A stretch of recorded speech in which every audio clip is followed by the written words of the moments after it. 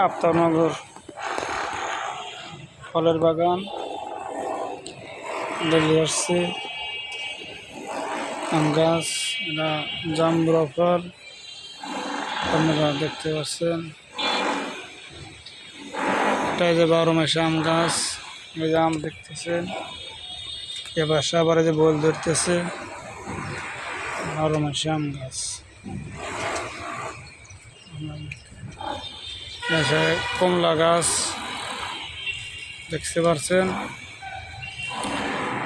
কমলা গাছের বাগান। এখানে বাদামি গাছ, কমলা গাছ বাগান দেখতে পাচ্ছেন, সব কমলা গাছ। এটা কমলা গাছের বাগান।